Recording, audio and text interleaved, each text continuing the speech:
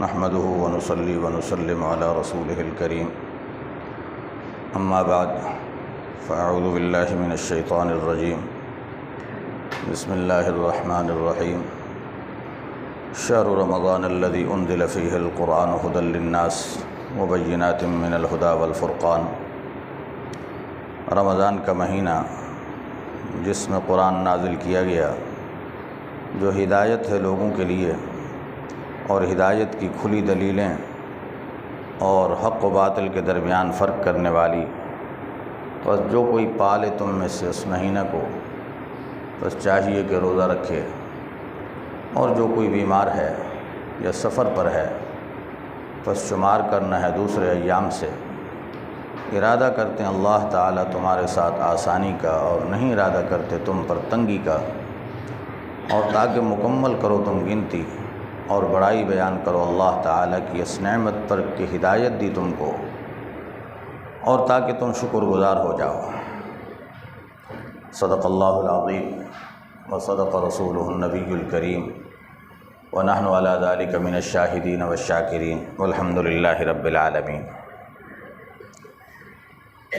اللہم صلی علی سیدنا محمد النبی الامی وعلی آلہ واصحابہ وسلم تسلیما۔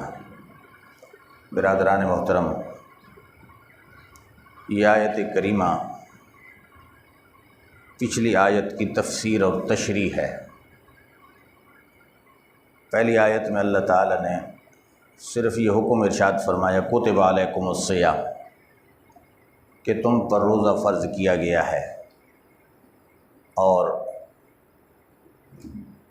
ساتھ یہ فرمایا کہ ایام معدودات، گنتی کے چند دن۔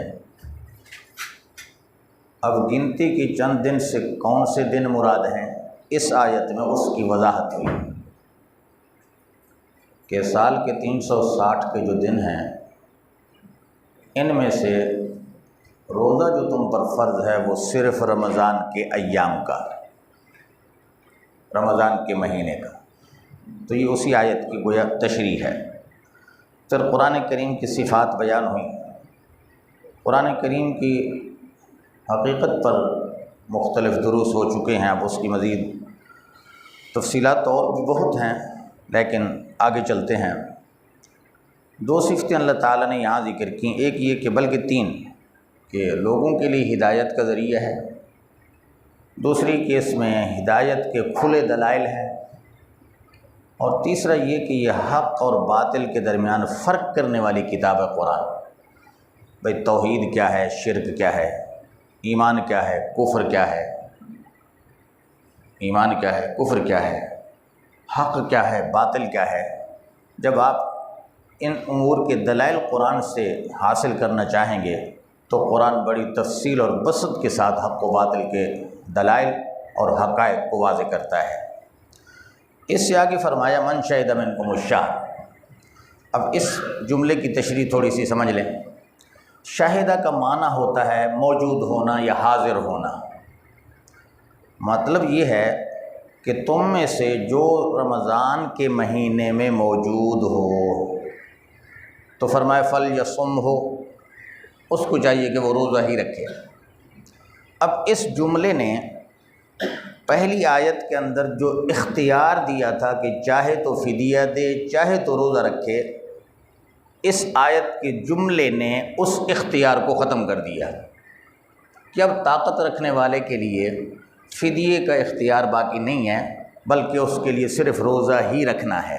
البتہ جو معذور ہے، شیخ فانی ہے، مریض ہے، کہ جس کی صحت یابی کی امید نہیں ہے، ان کے حق میں وہ اختیار اب بھی باقی ہے۔ اب شہود شہر سے کیا مراد ہے، اس مسئلہ کو سمجھیں۔ شہود شہر کا معنی یہ ہے کہ ایک انسان رمضان کے ایام کو اس طرح پالے کہ اس میں پورے طور پر روزہ رکھنے کی صلاحیت اور طاقت موجود ہو۔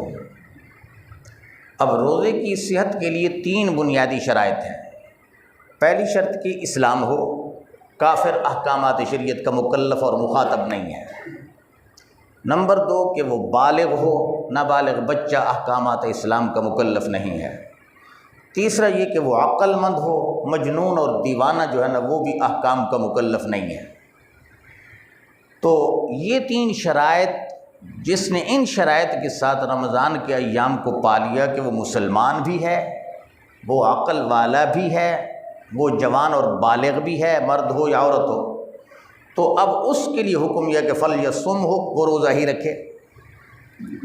اس کے لیے روزے سے فرار یا اس فریضہ سے انحراف وہ کسی صورت جائز نہیں ہے کہ اس کے لیے حق میں فرض ہے۔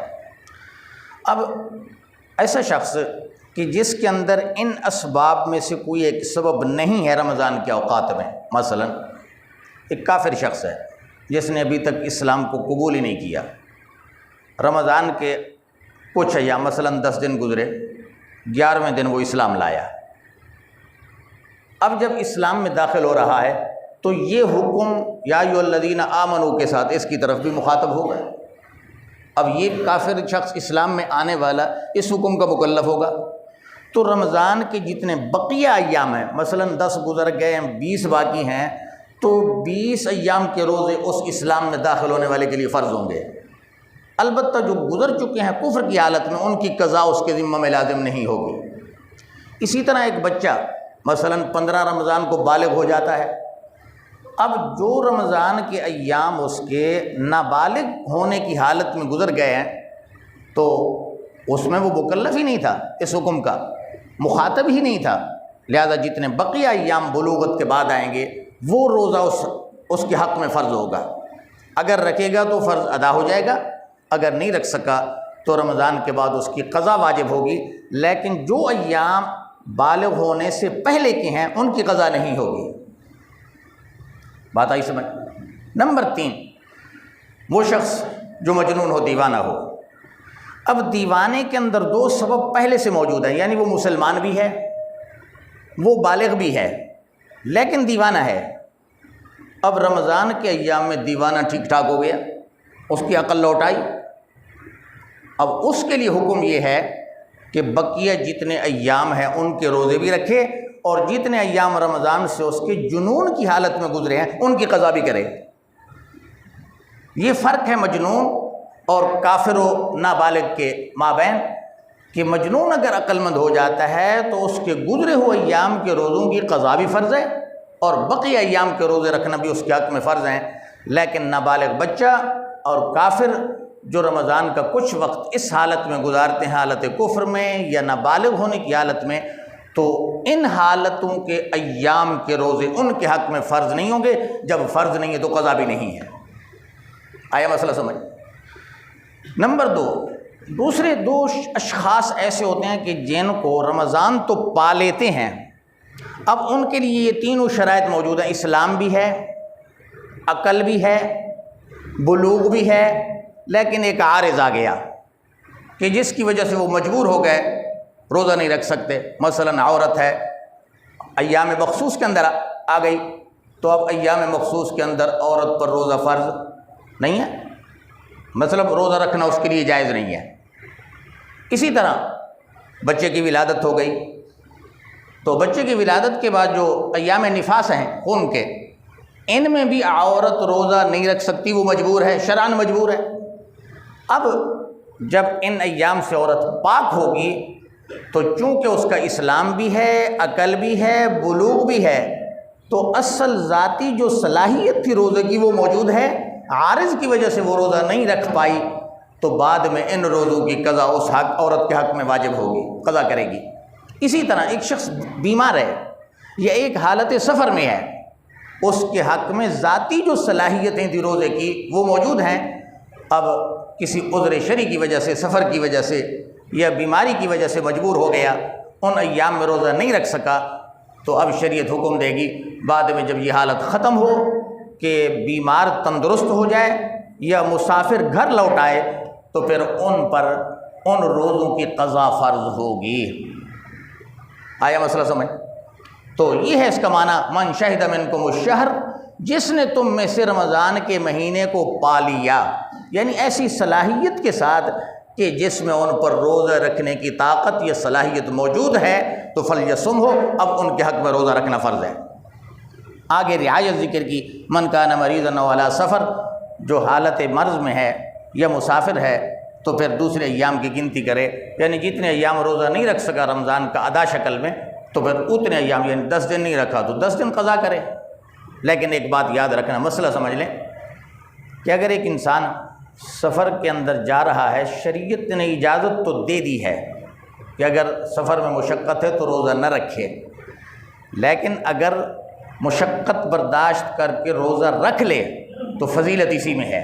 کیوں کہ رمضان کا جو مبارک وقت ہے، حدیث میں آتا ہے رسول اللہ صلی اللہ علیہ وسلم نے ارشاد فرمایا، جس نے عذر کے ساتھ یا بلا عذر رمضان کا ایک روزہ چھوڑ دیا، اب اس کی قضا کرے گا تو قضا تو ایک روزے سے ہو جائے گی، لیکن رمضان کے روزے کا جو ثواب ہے، فرمایا اگر اس کے بدلے میں ساری زندگی روزہ رکھے تو ساری زندگی کا روزہ اس ایک روزے کا مقابلہ نہیں کر سکتا۔ رمضان کے روزے کی اتنی فضیلت ہے۔ تو میرے محترم بھائیوں، یہ بہت قیمتی وقت ہے، ہماری زندگی کے بہت ہی قیمتی لمحات ہیں، اس لیے اللہ تعالیٰ نے اجازت دی ہے کہ جتنے ایام چھوٹ گئے رمضان کے آپ روزہ نہیں رکھ پائے تو دوسرے ایام سے ان کی قضا کر لیں۔ یرید اللہ بکم اليسر، فرمایا ان احکام میں اللہ تعالیٰ تمہارے ساتھ آسانی کا معاملہ فرماتے ہیں۔ اب اگر یہ خدا کہہ دیتا مریض بے شک مر جائے تب بھی روزہ رکھے تو سختی ہوتی نا، مسافر کو جتنی مشقت ہے اجازت نہ ہوتی تو یہ سختی ہو جاتی۔ اللہ تعالیٰ نے یہ نرم پہلو رکھا کہ مسافر کے لیے بھی اجازت دے دی افطار کرنے کی اور مریض کے لیے بھی اجازت دے دی۔ فرمایا تمہارے ساتھ اللہ آسانی کا ارادہ کرتے ہیں، تنگی کا نہیں کرتے۔ وَلِتُكْمِلُوا الْعِدَّةَ، تاکہ تم آسانی کے ساتھ ایام کی گنتی پوری کرو، اور جب ایام پورے ہو جائیں وَلِتُكَبِّرُوا اللَّهَ عَلَىٰ مَا هَدَاكُمْ، فرمائے اختتام رمضان پر اللہ کی بڑائی بیان کرو۔ جب عید الفطر ہوتی ہے تو حکم ہوتا ہے کہ اللہ کی کبریائی کے ترانے پڑھتے ہوئے عیدگاہ کی طرف جاؤ، اللہ اکبر اللہ اکبر لا الہ الا اللہ واللہ اکبر اللہ اکبر وللہ الحمد۔ یہ ہے اللہ کی بڑائی کے ترانے کہ اللہ کی بڑائی بیان کرتے ہوئے، کیوں سب سے بڑی نعمت جو اللہ کی طرف سے انسان کو ملتی ہے وہ ہے ہدایت اور ایمان۔ میرے بھائیو، اس نعمت کی قدر کرو، اس نعمت کا متبادل نہیں ہے۔ اگر ہمارا ایمان ضائع ہو جائے، ہدایت پر ہم قائم نہ رہیں تو سمجھو ہم نے سب کچھ کھو دیا، اس نعمت کا مقابل ہے ہی نہیں۔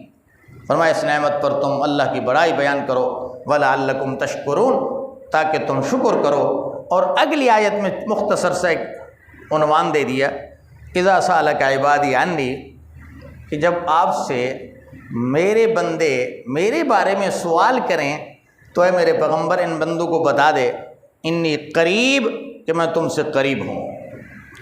حضرات علماء اس آیت کے شان نزول لکھتے ہیں کہ ایک بستی کے لوگوں نے حضور سے سوال کیا، الربنا قریب فنناجیہ او بعید فننادیہ، کہ ہمارا رب ہم سے قریب ہے کہ ہم اس سے سرگوشی کریں، خفیہ باتیں کریں، یا ہم سے دور ہے کہ ہم زور شور سے چیخ چیخ کے اس کو پکاریں، زور زور سے بلائیں؟